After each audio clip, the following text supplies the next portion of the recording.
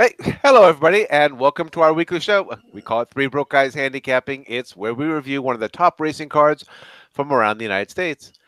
We will select a four-race sequence from that track and attempt to come to a consensus on a pick four ticket. Thank you for joining us, week number 37 of the racing season, and we're making a trip across the border. No, not that. Passport. I Not mean, that one. passport. Yeah. We're going Uh, north to historic Woodbine racetrack in Toronto, Canada for one of the biggest racing days of the year in Canada. It's Woodbine Mile Day, and they have 6 stakes, including a pair of grade ones. The pick four starts in race number 8 and ends in race number 11.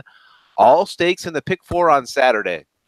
My name is Rich Sharp, and I'll be joined by my friends and racing analysts. Folks, you already heard him right there. It's our East Coast handicapper, and he's coming at you from his home. It's in Staten Island, New York. Hey, Ray! Uh, I don't know if I asked you this before, but have you ever been to Woodbine Racing? You like no, the Molson's closest I beer? got, I went to Dangle Falls one time with my wife. We were like on a Oh, week vacation, and I didn't get to Woodbine, but I got to Fort Erie. That was pretty weird, and I saw like 4 races there. So one day we'll get to Woodbine. awesome. Up next, there's our West Coast handicapper, and he's coming at you from his home. It's in Temecula, California. Hey, Joe English. Is there a better or a more representative movie about our great neighbors to the north than Strange Brew? Uh, yeah. I unfortunately you have to ask my wife. She's more the movie buff than I am. So I'm kind of lost with your question, Rich. I'll say no only because I don't really have a point of reference other than what you told me. Yeah, I think everything I ever learned about Canada, like before the age of 14, came from the movie Strange Brew. That's why you heard with the A's and everything else, and asking Ray about Molson's beer. Most, yeah. And Getty Lee, I guess. Oh, Italy, yeah, Russia. There you go. that's a fun movie to watch. Thanks. I want to check that out. Brian Adams. All right. Well, moving along here. Last week, well, we've actually been on like a little bit of a break since the end of the summer. This is actually our first show in a month. You guys, it's like it's already been like 3 weeks. So this is really our first show in a month. So there really was no last week.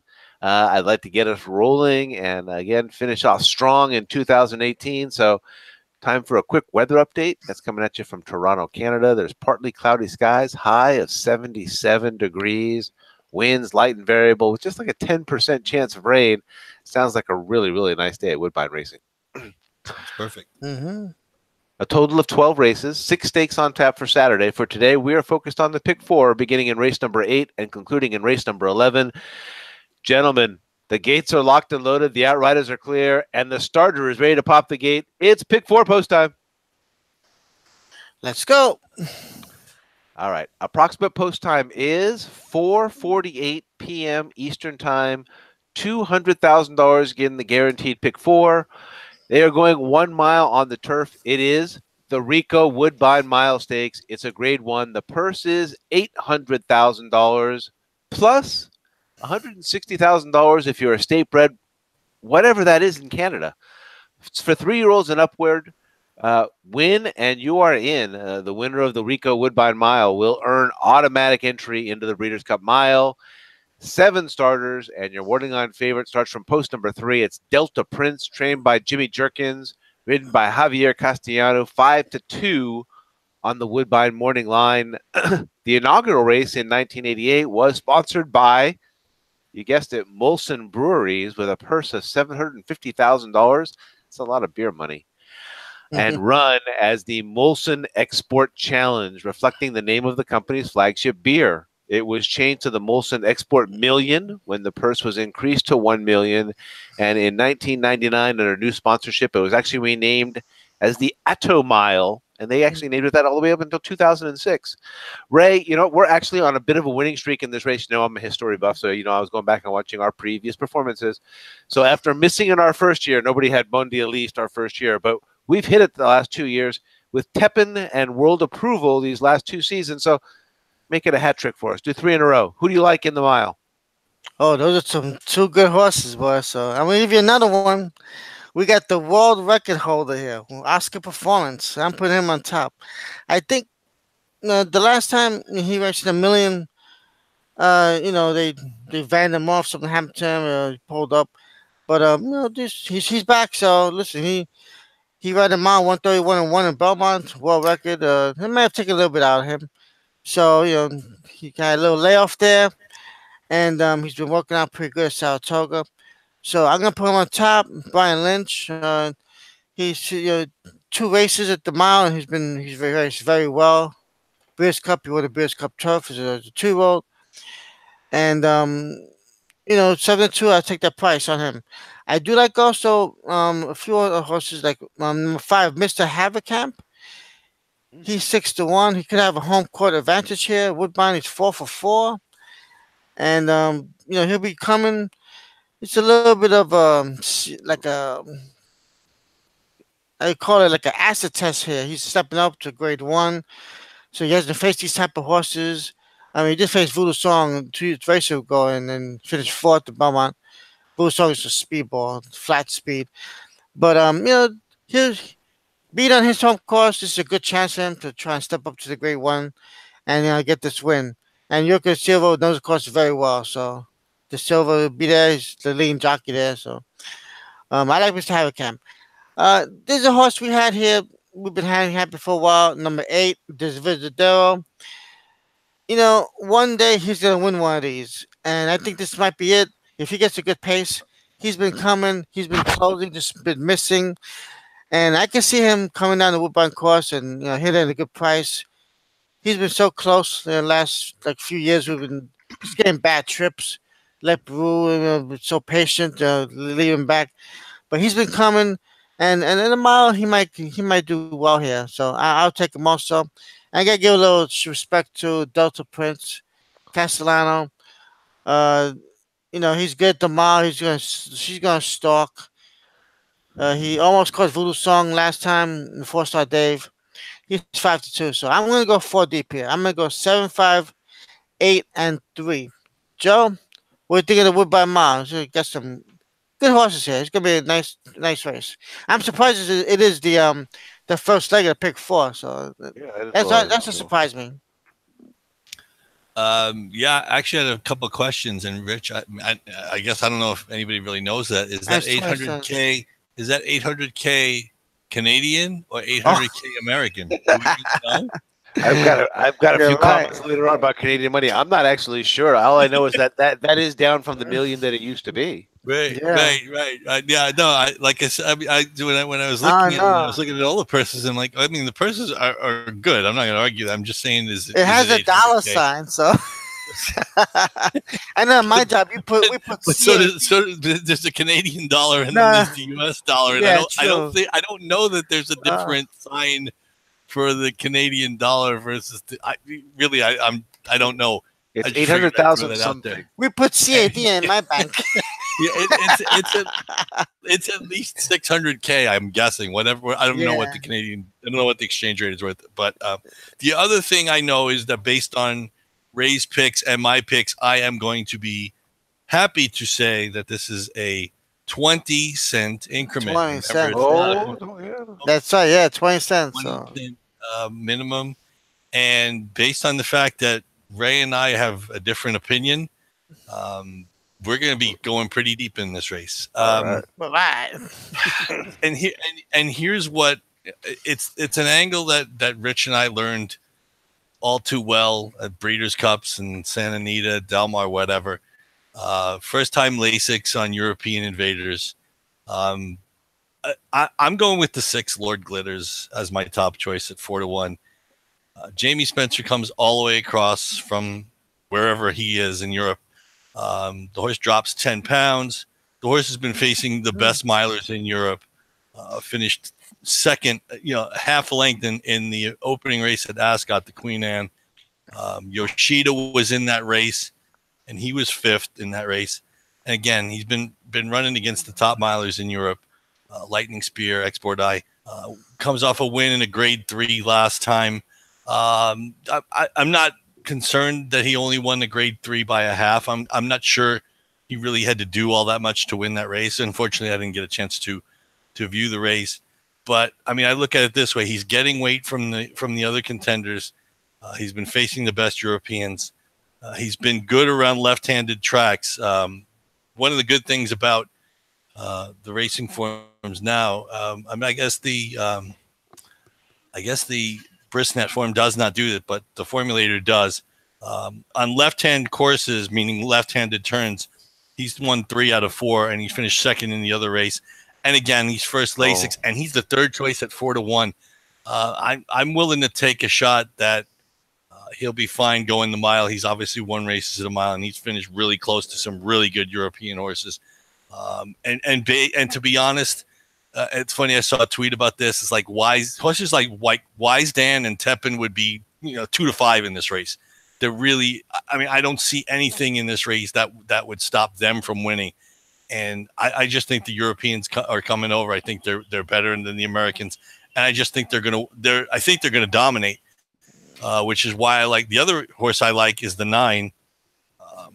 Trying to get the name, Stormy Antarctic. Again, who's been running well against good European milers. And again, first Lasix, drops 10 pounds, and he's 2 for 3 over left-hand courses. And Gerard Mosse comes across. He has no other mounts on the card that I'm aware of. He's here for the million. Actually, it's not a million. It's a mile. He's here for the mile. I don't have any problem putting this horse in the second spot. I just think, like I said, I'm going with the fact that the Europeans are coming over. They're getting first Lasix, and I'm thinking at least one of them is going to fire, if not both of them. We could easily see them coming down the stretch, 6-9. One of the things I'm really a little concerned about is that there isn't that much pace in the race, and I do respect Delta Prince. It's funny, losing to Voodoo Song at Saratoga is not that big a deal because Voodoo Song seems to be able to beat anybody at Saratoga. Mm-hmm. So I'm not concerned about him losing that race. So that wouldn't dissuade me from putting him on the ticket. Ray's already got him on the ticket. And it's funny, I have one kind of long shot, and it's funny to call this horse a long shot, and it's Good Samaritan. He's getting back on turf. He was good on turf before they decided to put him on dirt. And this is another angle that Rich actually is the one that pointed it out to me. He ran really poorly in the mile, and then he ran poorly again in the Whitney, and maybe like the first race necessitated the layoff. The second race is a result of not being active for 60 days. I mean, if the layoff were generally longer, I would be more likely to use it. But maybe today is the day that he returns to the dirt. He returns to the turf form. Joel Rosario gets back aboard, and maybe he's on his preferred surface, and maybe he likes the mile distance. Again, I'm just not sure how much pace he's going to get to run into, but I'd use him as a long shot. But for my top picks, I'm going with the 6 and the 9, the 2 Euro Invaders, and like I said, I would throw Delta Prince on the ticket because I think he's probably the best of the American horses, or the best of the North American horses. So I don't necessarily like him at 5-2, but I have to include him on the ticket to keep it going. So 6, 9, and 3 for me in the Rico Woodbine Mile. Rich? Oops. Let me just make sure I got that here. 6, 9, and 3. For some reason, I had Delta Prince marked down as the 5 horse, which is how tickets get blown up. You said that there were 7 starters, and I was wondering, because I saw that there are 9 entrants. Are there scratches that I don't know about? Let's see. You know what? And that's just maybe my bad, Joe. Thanks for keeping me honest, sir. No worries. We got 9 starters. And what's interesting there is we have them, as I mentioned, this is our first show in 4 weeks. So I think it's our first show in a month. And I could just as easily summarize with what Joe said. As we started on here, I had the 6 and the 9. I only had the 6 and the 9 initially. I've got the 3 kind of underneath. I really had a toss up here. I wasn't sure which of these 2 Euros I was going to go with. There was a time when I was actually handicapping a lot more and betting a lot more often that Woodbine was actually kind of like my backup track. I used to call it that. It was my East Coast track that I would go to during the week when the California tracks would come on a little bit earlier in the day, and Woodbine Racing comes on Wednesday evenings. It would come on Thursdays and Fridays. And so I became a big fan there of some of the riders and some of the trainers that are there. And I really enjoyed this place. And one of the things that I came to know was on this big day, this big Rico Woodbine Mile day, is beware the Euros. Watch out for those European invaders that are coming over who love that turf that's just a little bit soft. And it seems like Woodbine, even on a hot sunny day, that turf is still soft. And so I actually ended up I put my check mark here on Lord Glitters, David O'Meara and Jamie Spencer. I did not know about it, so I'm going to add the note here so that I have that on here. How about the fact that this horse is 3 out of 4 going on left-handed courses, or as we Americans call, just a horse racing track. But has been going against some pretty good competition over there at York, at Goodwood, and a few tries at Ascot as well here in 2018. Going against some of those big fields you see over there on the right-hand side. It's a 20-horse field and a 15-horse field, and second place finishes in both of those attempts.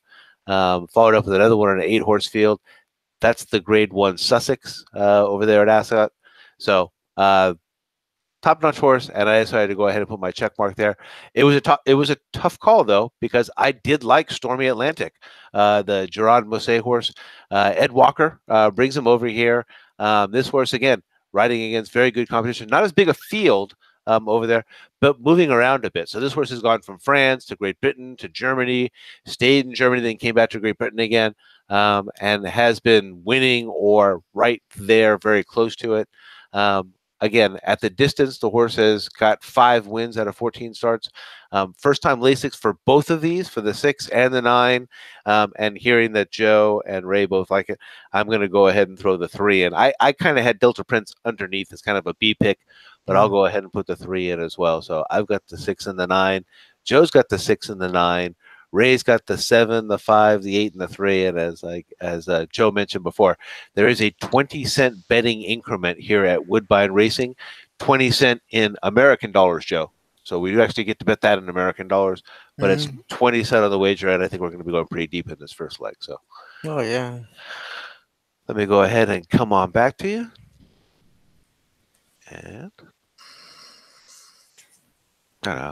And we are going to go ahead and move along to race number 9. And race number 9, they are going 1 mile and an eighth on the turf. This is the Canadian Stakes. It's presented by Japan Racing Association. It's a Grade 2. Purse is $250,000 plus $50,000 for state bred. It's for fillies and mares, 3-year-olds and upward. 8 starters, and the morning line favorite is in post number 3. It's Inflexibility, trained by that's Chad Brown and ridden by Jose Ortiz, and 2-1 on the Woodbine morning line. Let's see.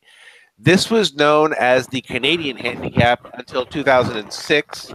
It was inaugurated at the now defunct Greenwood Raceway in 1955 as a 1 mile and 16th race on dirt, and was open to horses of either sex, age 3 and older. In 1964, the event was transferred to Woodbine Racetrack, where in 1970 it became a race on the grass for fillies and mares only.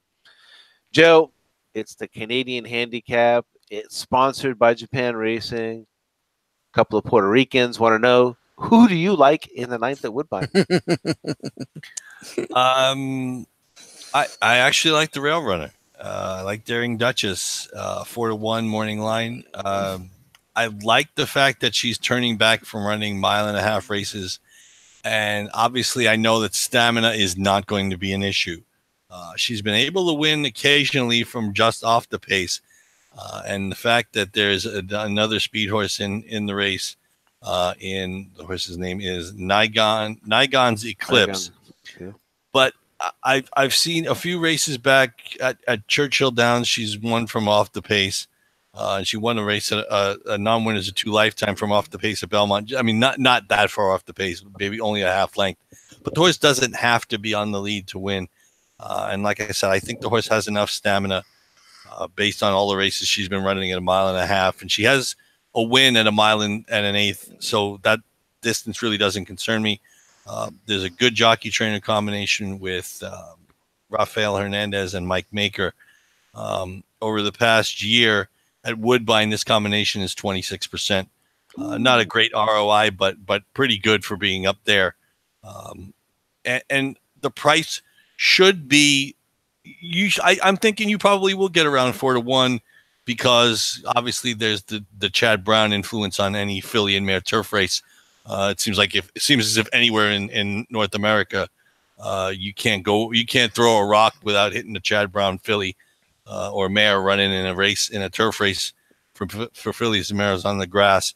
I'm going to use Inflexibility as my second choice. 2 for 3 at Woodbine, coming off a very competitive fifth in the Beverly D behind, well, let's see, 3 other Chad Browns that ran 1, 2, 3 in that race. He had it covered. Yeah, exactly. He hit the try. Unfortunately, because Inflexibility couldn't do good enough, he didn't actually hit the superfecta because the horse ran 5th instead of running 4th. So maybe that was his punishment, that he would send her to Canada to try to win a $250,000 grade 2, drop back in class to a level where the horse has finished second before. It's pretty interesting that the horse has not won a graded race before. Has won some restricted races, but not a graded stake before. Again, she's competitive, and she should be a force down the stretch in here. And I think she should get a good trip, sitting behind what I would expect to be Nigon's Eclipse and Daring Duchess. I'm just hoping Daring Duchess gets the jump on her, and maybe Inflict again, because it's hard to say, because she keeps losing the other Chad Brown horses, but until she actually wins one, maybe she just isn't going to win one. You really don't know. And taking a short price, I'm guessing she's probably going to come down from that 2-1 morning line. I'm not sure it's necessarily worth it, but again, you have to use her in order to keep the ticket going. So I really just went 1-2. I would use the other Chad Brown, New Money Honey. Again, we got a 20-cent increment, so I would probably use her. She's getting some class relief, but she hasn't won a graded race in a long time. And it's funny because she's kind of similar in a way to Oscar Performance, in that she won graded races when she was 2 and 3, but hasn't really done it in graded races once she hit 4. Oscar Performance did win the poker, so he's got that difference with her. But again, she's been running against grade 1 animals, so you can't really knock her for not winning one. But I'm going to go ahead and knock her for not winning one. So I'm going to put her third on my ticket again, because it's a 20-cent increment on my personal ticket. I will probably use her, but really my top 2 choices, I wanted a little bit more of a price, so I went with the 1 Daring Duchess, and again I'm going to use Inflexibility as my second choice. So 1 and 3 with the 5 New Money Honey as a B pick for me in the Canadian Stakes presented by the Japan Racing Association. Ray, do you have a dissenting opinion based on what I said? No. We got Chad Brown here, so I'm done. No, actually, like they say, don't split Chad Brown. So I was trying to find a way to split them, but I'm having trouble. I like the flexibility. She's definitely the one more seasoned on the course for him. Because she's raced at Woodbine and she's done well at Woodbine, and she's actually and also gained 6 pounds, which is because of that, I guess, non-winner of stake races. But they're both gonna be favored, and we're gonna use New Money Honey. Of course, like we said, we had a big crush on this horse last year, early in the year, and she was running so well that we were just all over this horse, and she's kind of tailed off a little bit. And but she's been running against some good horses, so we have to give her that. So this, like you said, class relief definitely helps. So they'll be in the picture hopefully, and the 5, the 3, and I do like a little bit Nigon's Eclipse, only because how this is second leg, and second leg has been our nightmare throughout the years. I mean, our nightmare, let me tell you. And this horse has speed, and if it's anything gonna beat us, will be the speed. So I like to include the 4 Nigon Eclipse because she has speed, and she can just run off and and win. So at 8-1 or maybe higher than that. So 20-cent minimum, man. Put it on your ticket. There you go. Minimum. So we're gonna go all the way in. So I would go like 2, 5, and 4 for me, and then you get the other horses covered. So just play all in that race, Ray. Don't even have to handicap it. If you feel that way about the second leg, just put everybody in.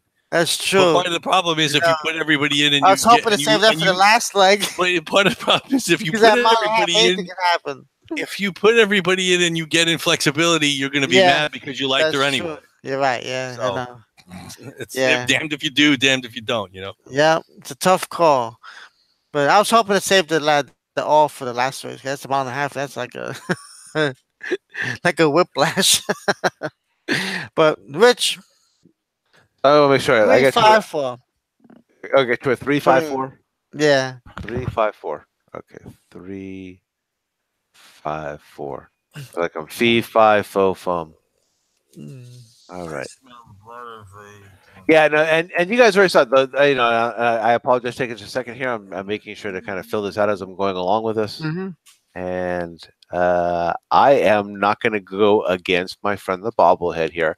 The only thing I had a trouble in this race was picking between the two Chad Brown horses. I did eventually stick on the favorite. I kind of hate myself for this, eating the chalk. But Chad Brown and Jose Ortiz, 34% combination together. Jose Ortiz rapidly becoming my favorite jockey. If you've been watching this show, you'd probably sit there and say, "What do you mean rapidly becoming?" He is your favorite jockey. You've been picking him all year long. Um, uh, I, I think this is the horse is 2 for 3 at Woodbine, at the distance 1 for 2 and 4 for 9 on the turf. I think this is the spot for him. And if it does get messed up, I just wasn't going to leave Chad Brown's other horse out of this race, especially considering he's got Javier Castellano aboard for that race. And New Money Honey, if you look, came out of the layoff from December. And went to the shelf after the fourth place finish there in the American Oaks. Comes back, wins coming off the bench, and then goes all the way up to Diana, which is a Grade 1 race with Castellano aboard, and just finishes 2.5 lengths out of it. That's Sister Charlie. And again, Sister Charlie, you've got Ultra Brad and a Raving Beauty. I mean, the race was just absolutely loaded. And so even finishing 6, but 2.5 lengths off in a 7-horse field, obviously a talented horse, and I thought I did want to take a chance on splitting those two horses together. So I've just got the 3 and the 5 in this race. I believe Joe's just got the 1 and the 3, and Ray has the 3, the 5, and the 4. All right, and let me go ahead and come on back, and we will go ahead and move along to race number 10. Race number 10. This is the lone race that's not on the turf tonight. They are going 6.5 furlongs on the tappeta surface. Bold Venture Stakes, Grade 3. Purse is $125,000 plus $25,000 for state breds. It's for 3-year-olds and upward. 10 starters, and the morning line favorite is in post number 3. Pink Lloyd, trained by Roger Tiller and ridden by Eurico Rosa de Silva, is your even Canadian money favorite on the Woodbine morning line. Inaugurated in 1956 at the Fort Erie racetrack, the race was named in honor of Bold Venture, winner of the 1936 Kentucky Derby and Preakness Stakes. Bold Venture is trained by Hall of Fame conditioner Max Hirsch, was entered in the 1936 Kentucky Derby without achieving a single stakes win. His rider was apprentice jockey Ira Babe Hanford, who had been riding in races for less than a year. Just as Hanford's mount had never won a stakes race, no apprentice had ever won the Derby. Bold Venture was held at 20-1 in the Derby, and 2 weeks later he won the Preakness. Ray, I can't recall ever hearing of a near Triple Crown winner who earned such little fanfare or respect. In fact, there's a chance we may change the name of this show to Bold Venture Handicapping. But, who do you like in the 10th? This is, I mean, for me, you have two ways to go. Either you love the favorite, single him, Pink Lloyd, and move on, or you can try and catch a big one here, other than the second choice to get some big morning lines here. I decided just to go with the chalk. I mean, 16 for 19. How could you beat that? This horse is it's a winning machine. I mean, wow. Woodbine is his course, and he's won. He's last year, the year before, he's 8 for 8. That was 5 for 6 last year. This year, I'm sorry, 5 for 6. And the only thing, could be a little vulnerability. Could be the extra 16th of a mile, which he's 1 for 2. So that's one of his losses. Um, it's grade three. A lot of these races he's been running in have been like restricted races for Canadian breds. So this is a little bit step up in the class, but I don't see much in this race. I'm gonna have to stick with the three, single the three, and just see the other legs. You get a good price. I looked. I mean, maybe Joe can enlighten me here. I took a quick look at the race. I didn't go too deep into it. Um, but just look at those that horse, Pink Lloyd, pretty impressive.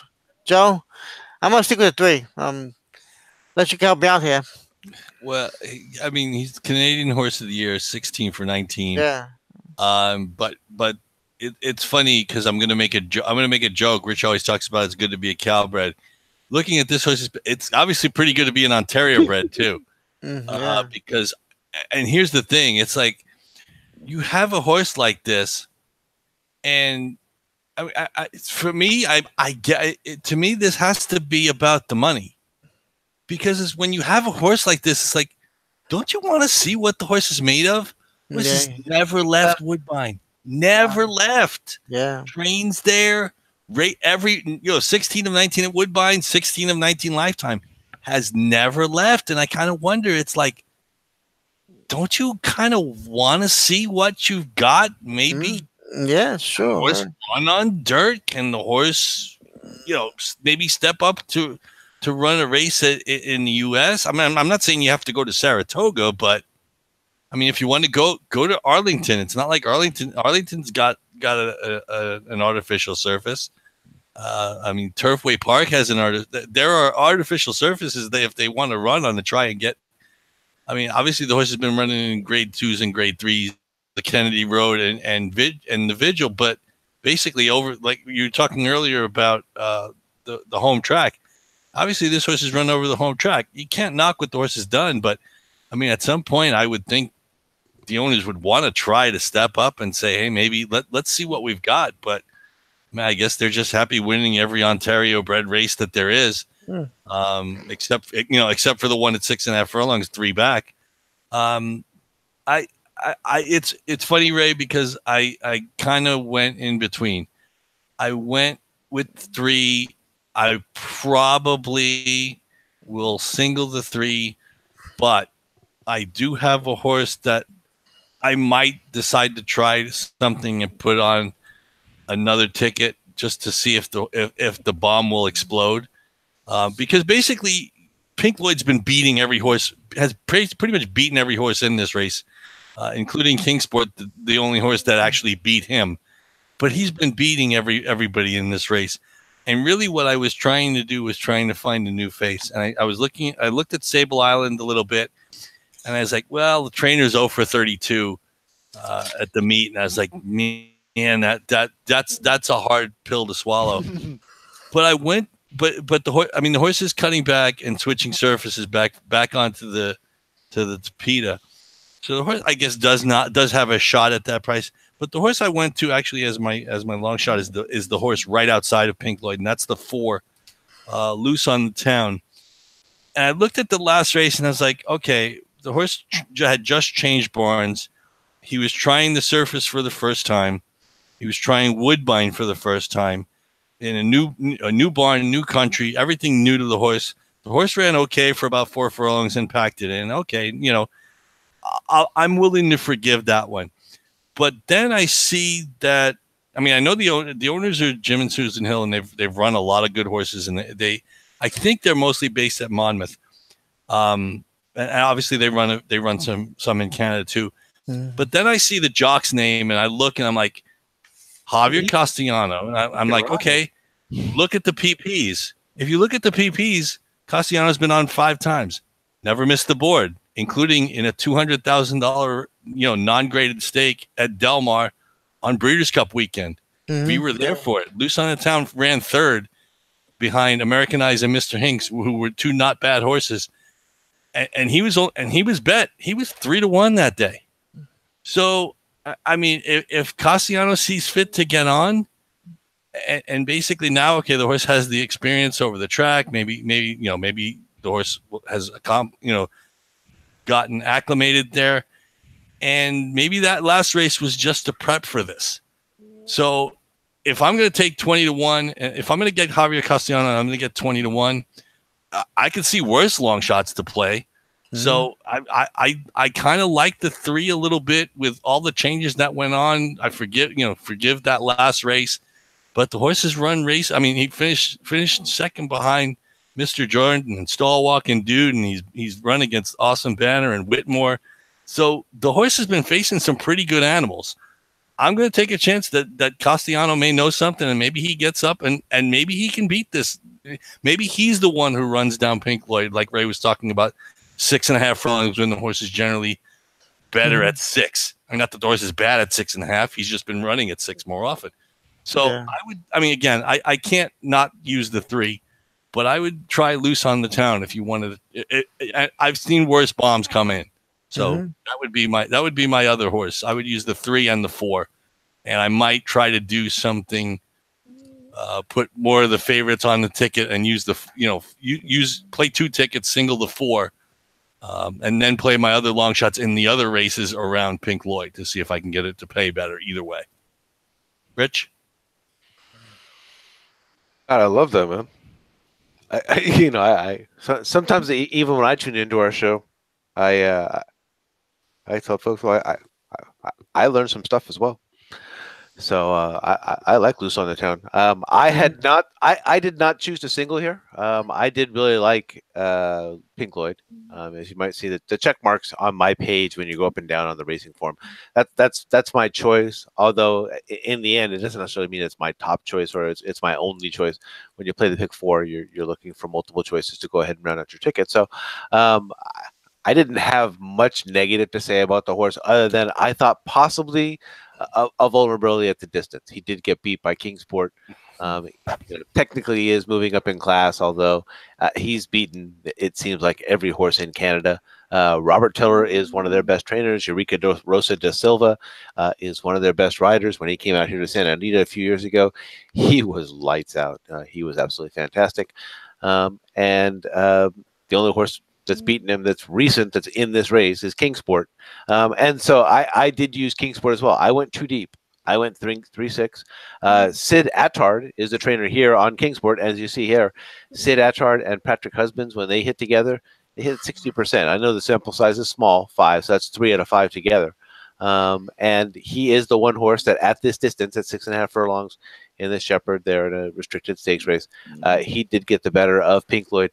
It was worthy to note that in that race, and I had that circled up here, that Pink Lloyd did hop at the start. He dueled, and he was just outfinished in a 5-horse field. So I fully expected him to be the better of the 2. I only went 2 deep here, so I just went 3-6. I believe Joe went 3-4. And I really like that reasoning there, Joe. And I think Ray just went with the 3. I'm going to go ahead and come on back to you. As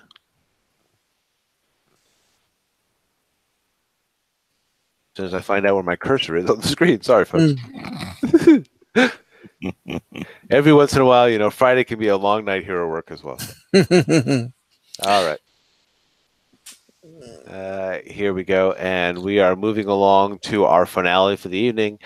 This is they're going 1.5 miles on the turf. It's the Northern Dancer Turf Stakes, Grade 1. The purse is $300,000 again, plus $60,000 for state breds for 3-year-olds and upward. 10 starters, and your morning line favorite starts from post number 5. That's Hawkbill, trained by Charles Appleby and ridden by James Spencer. That's 2-1 on the morning line. Northern Dancer was a Canadian-bred thoroughbred racehorse that won the 1964 Kentucky Derby and Preakness Stakes, and then became one of the most successful sires of the 20th century. He is considered a Canadian icon and was inducted into the Canadian Sports Hall of Fame in 1965.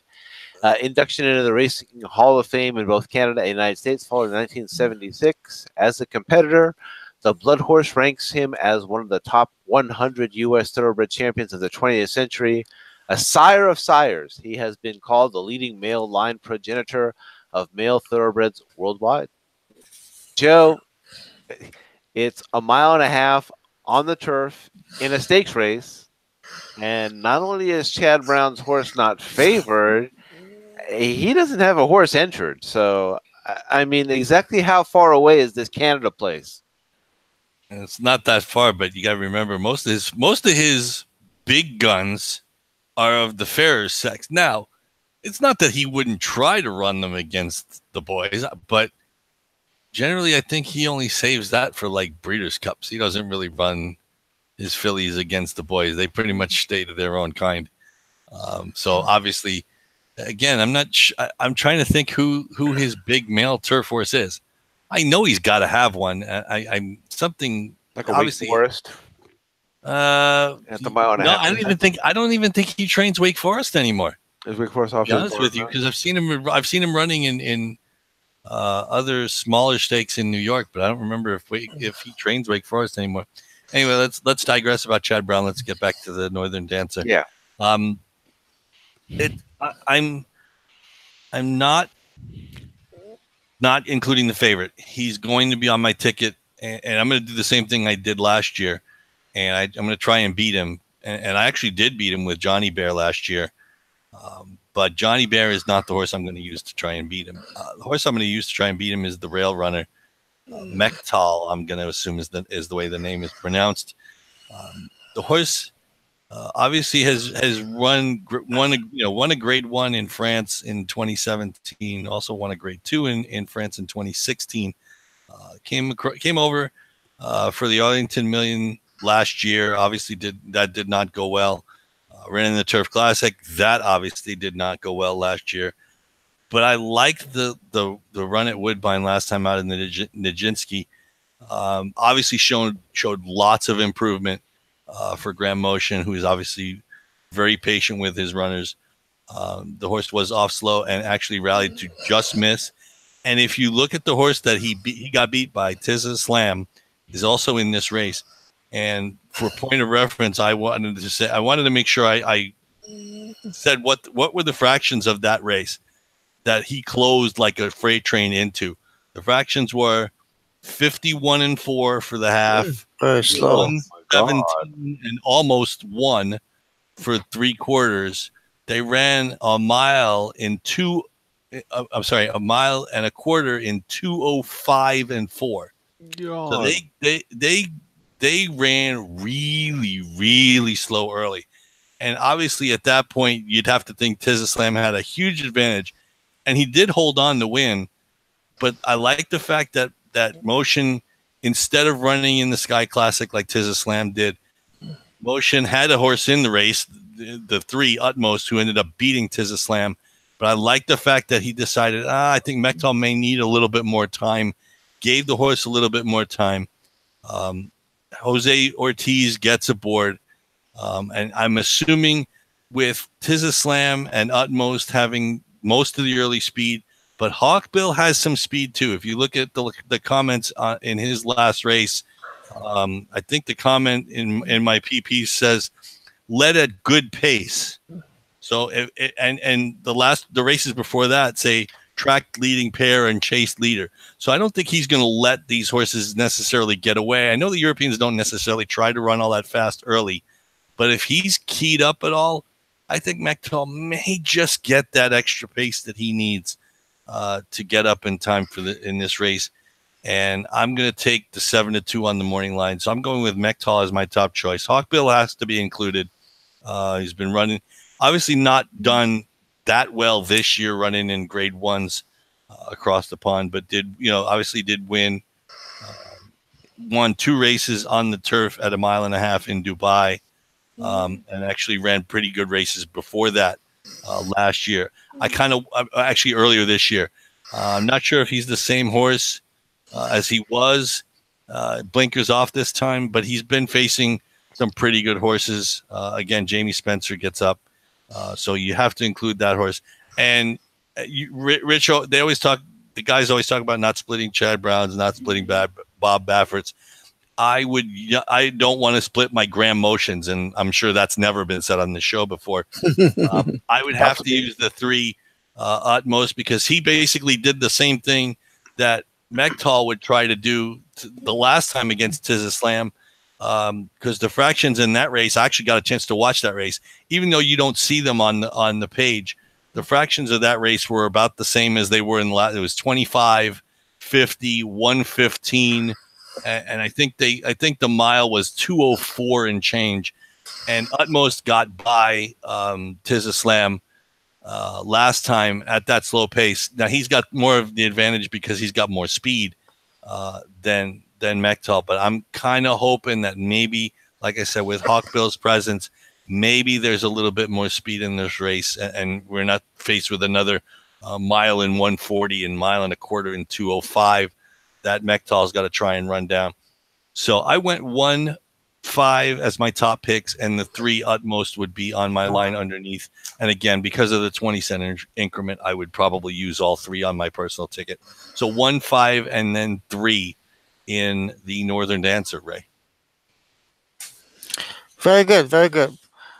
I'm going to take a shot here. The horse on the outside, number 10, Patterson Cross, 10-1. Yeah, there we go. William Mott. This horse, he might get enough pace this time. Also, like you say, you got 3 or 4 speed horses here, I'm hoping. and mile and a half is his game. And he's been running against some good horses, basically grade 2s. But he's been going against Saddler's Joy, Wake Forest, and so Carl Provision, a good horse. But anyways, the 10-1, Billy Mott. Joe's always been riding very well, and I'm gonna take a shot with 10-1. I think he'll get up. They they're going there for a reason too. I do like Tizza Slam. He had a nice race, and the Jinski, he got speed. Like, he's gonna be in part of the pace, and they go slow early usually over there and try and sprint home. He's 3 for 5 in the course. Roger Atfield, big trainer there. Um, so it's also 6-1 actually. 6-1, nice price. Keeps Steven Baham, and he'll be part of pace. I do like your horse Joe Mektal, Jose Ortiz, Grand Motion. Um, that's a nice analysis about the skipping the other race, give him more time. That usually helps a horse a lot. And and he's been training at Fairhill, so Fairhill's a nice course to train at. It's deep, gives him good stamina, and they'll be ready to go for the rail. Um, I tell you, this race you could probably go all. I mean, I thought so too, if you yeah. have room, you could probably include all of them. Take advantage of 20 cents, mile and a half. Anything can happen. A lot of these horses have a good chance too. So, but for me, I go 10, 6, 1, and Hawkbill I like a little bit too. But 2-1, I'll be looking to beat him. Like you said, Giant Bear from last year, he ran pretty good. That horse is to be, he's a Woodbine horse, 21 starts there. He's 8-1, so they sneak up on you. These horses, they get around there and then they shock you. So you gotta include a lot of them. So, Rich, this is a merry-go-round. Yeah, this was 20 cents. We gotta take advantage of a lot of horses here. Yeah, I know. And I'm Yeah. doing the math over the other page actually with my head looking at it. Oh, okay. Let me get my abacus out here. I ended up with the check mark on the 3. I've got the same 3 horses that Joe did. I've got them in inverse order. I did not split my Grand Motions. Joe, we were good. We were about to hear that. Yeah. I did like Utmost to top.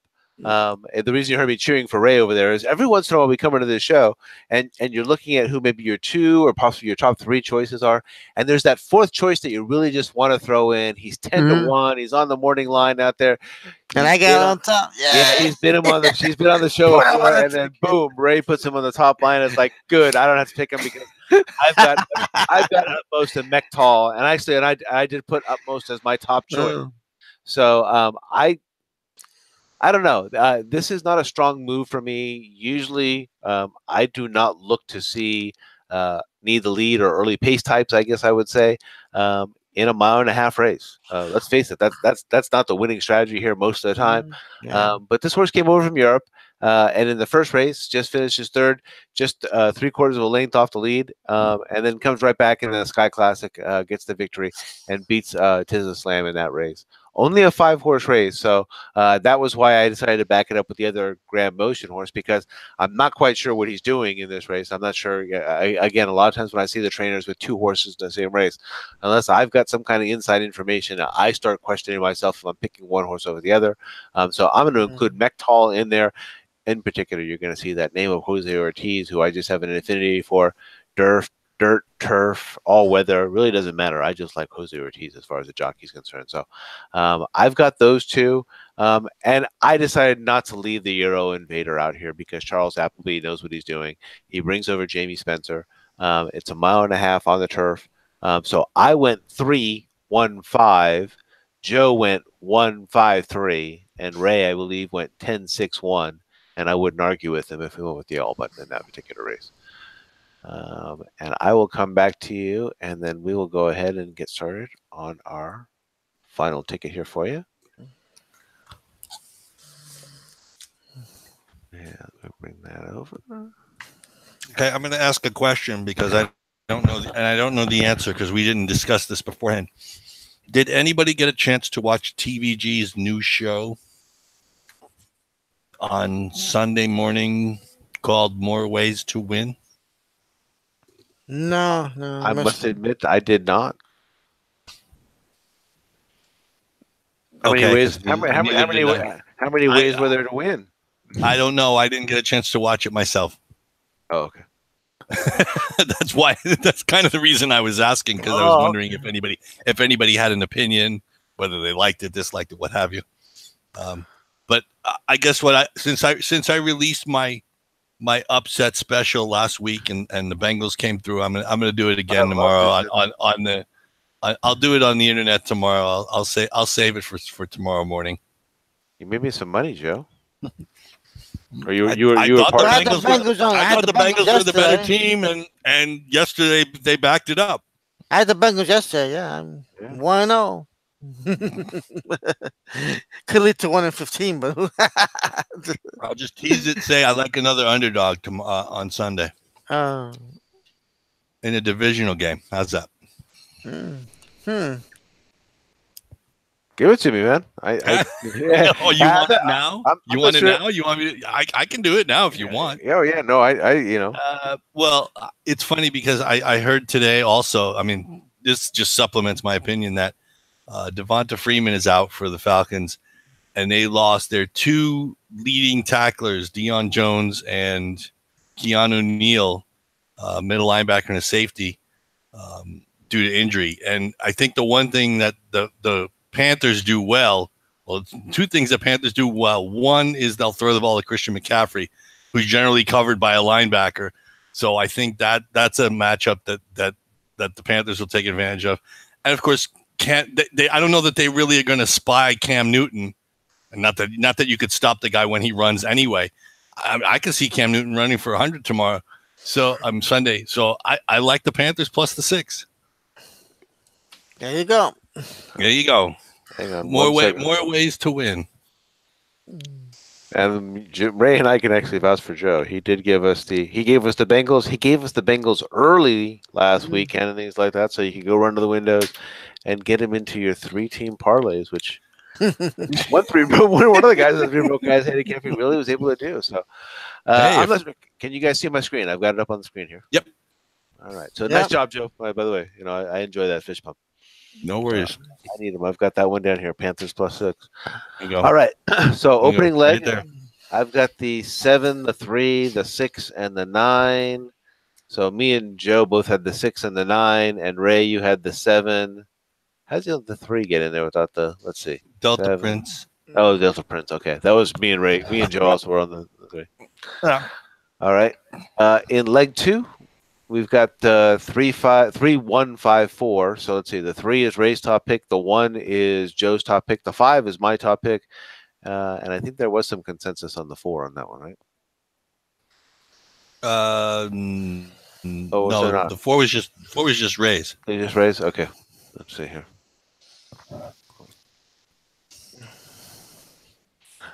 All right. And I'll adjust this one. And then in our third leg here, let's see. The 3, I think we all had the 3 on the top. And then Joe, you and I both had the 4 and the 6 to cover it up. In this last leg, Ray, you got the 10 as your top pick. Joe, you've got the 1 as your top pick. I've got the 3 as my top pick. I think there's some consensus on the 5 there. Let's see, 3 or 4 times 4 times 4. Oh, take the 4 out of leg 2, Rich. This one here. You took it out on, yeah, there you go. So 4 by 3, it's 144. So 28 something? 28, 40, 28. 2880? That's what I'm thinking. 20. Well, wait a minute. You got to divide it by, 2880. Because 145 would be 29 even. Or 20 cents. 0.2. 288. Yeah, 2880. That's reasonable. Right, so do we want to 4 times 3 times 3 times 4? It's fine by me. You just write it down. 3, 7, 6, 9, 1, 3, 5, 3, 4, 6. God, I hope the 4 or the 6 wins. I'm looking right at exactly. I'm like, because I mean, horse is the Canadian horse of the year. The horse is going to go off at low odds. The horse is going to be 2 to 5 at best. At best, 10 cents maybe. Yeah, I think so. Like I said, you get 3 to 5, you almost want to run to the window. I mean, seriously. Wow, 3 to 5. Seriously, 3 to 5. I mean, I know he's vulnerable at 6.5 furlongs. He's 1 for 2. He actually did lose at 6.5 furlongs once. So anyway, I'll stop eating pizza now. No, you know, and I did want to acknowledge you, Joe, for that straight up pick last week on the Bengals over the Colts. I think it came in late on Thursday night or early on Friday morning, so you had all week to analyze the pick. So I really appreciate that, and I've got that down here. That in addition to our little pick 4 ticket, we've got Panthers +6 on the board for Saturday here for 3 Broke Guys handicapping. And let me come on back to you, and we will close this one out for this week. Yeah, the Falcons can win the game. I don't care about that. I just think the Panthers will stay under the number. All right. For those of you watching, if you enjoyed the show, well, unfortunately, we're not going to be next week. We're not going to be back next week because, one of the 3 Broke Guys is going to be out of town. But we will get together, take a look at another exciting card. It's going to be sometime in the future. It'll probably be the week after that. Just stay tuned. Take a look at our Twitter feeds. And I'm not sure where it will be at that point in time. But, gentlemen, that's all the time we have for tonight. It's always a pleasure to handicap with the 2 of you. Always a pleasure. And we'll wait for the big ones. All righty. They're coming. For Joe English and Ray Torado, I'm Rich Sharp. Thank you for watching 3 Broke Guys Handicapping. Good luck and good night. Good night. 6 weeks till Breeders' Cup. 6 weeks, yep. No, 7. 7. Bye. Let's make it